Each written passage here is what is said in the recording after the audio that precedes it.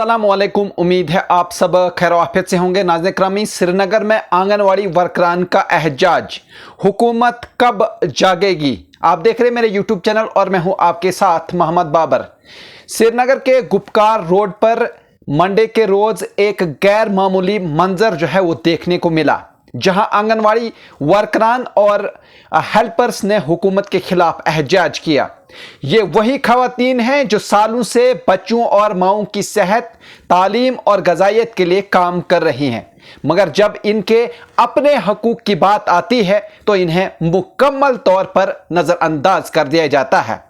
सख्त सर्दी में नारे लगाती ये खवातीन हुकूमत को अपनी बेबसी का एहसास दिलाने की कोशिश कर रही थी, मगर इनकी आवाज़ें असेंबली के ऐवानों तक पहुंच भी पाएंगी या नहीं, ये एक बड़ा सवाल है। एहजाज में शामिल एक खातून ने मीडिया से बात करते हुए अफसोस का इजहार किया कि इन्हें बहुत कम तनख्वाह दी जा रही है। इनका कहना था, हम सुबह से शाम तक मेहनत करते हैं मगर हमें सिर्फ 5,000 रुपये दिए जाते हैं और हेल्पर्स को सिर्फ 2,500 रुपये जो है वो दिए जाते हैं। इसमें हम अपना घर कैसे चलाएं, बच्चों को कैसे पढ़ाएं, ज़रूरियात कैसे पूरी करें? इनके आंखों में गुस्सा और बेबसी दोनों झलक रहे थे। इनका कहना था कि हुकूमत ने कई बार वादे किए मगर इन वादों का इंजाम हमेशा खामोशी निकला। एक और आंगनवाड़ी वर्कर का कहना था कि हुकूमत इन्हें सिर्फ काम के वक्त याद करती है, तकरीबात में भीड़ बढ़ाने के लिए बुलाया जाता है, लेकिन जब इनके अपने हकूक की बात आती है तो सब अनजान बन जाते हैं। उन्होंने कहा, हम सिर्फ हुकूमत के फंक्शंस में नारे लगाने या भीड़ का हिस्सा बनने के लिए नहीं हैं, हम अपनी मेहनत की मुकम्मल उजरत जो है वो चाहते हैं। हम चाहते हैं कि हमें सरकारी मुलाजिम तस्लीम किया जाए और कम अज़ कम उजरत का कानून हम पर भी लागू हो। यह एहजाज सिर्फ तनख्वाहों के इजाफे तक महदूद नहीं था, बल्कि कारकुनान के मुस्तक़बिल का भी सवाल था। इनमें से कई खवातीन ऐसी थी जो 15 से 20 साल से काम कर रही हैं, मगर इन्हें आज भी किसी किस्म का प्रमोशन या मुस्तकिल मुलाजमत का दर्जा नहीं दिया गया। इनमें से कुछ का कहना था कि जब वो रिटायर हो गई तो इन्हें खाली हाथ जो है घर भेज दिया गया, बगैर किसी पेंशन या माली मदद के। ये सूरत हाल किसी भी सरकारी शोबे में काम करने वाले मुलाजिम के लिए नाकाबिल कबूल होती है, मगर आंगनवाड़ी वर्करान की मजबूरी है कि वो इन तमाम मुश्किलात के बावजूद काम जारी रखें, क्योंकि इनके पास और कोई रास्ता नहीं बचा है। सोशल मीडिया पर भी इस एहजाज को लेकर काफ़ी बहस जो है वो हो रही है।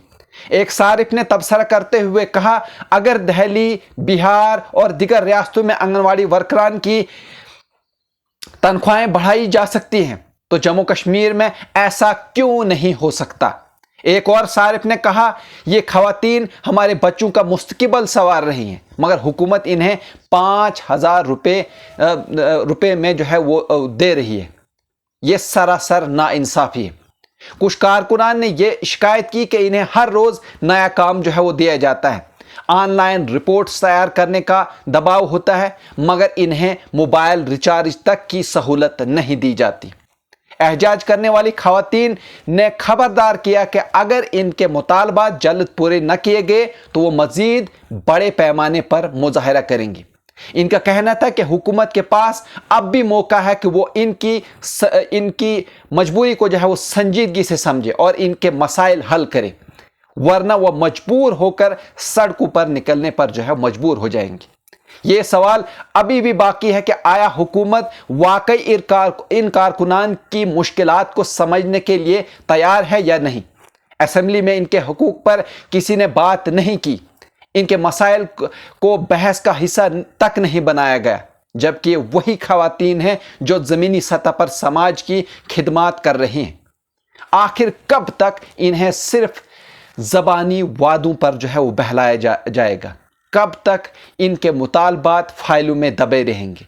और सबसे बढ़कर, क्या हुकूमत इन्हें वो इज्जत और सहूलियात देगी जिसकी ये हकदार है, या फिर ये एहजाज भी माजी की तरह किसी बंद दफ्तर में दबा दिया जाएगा?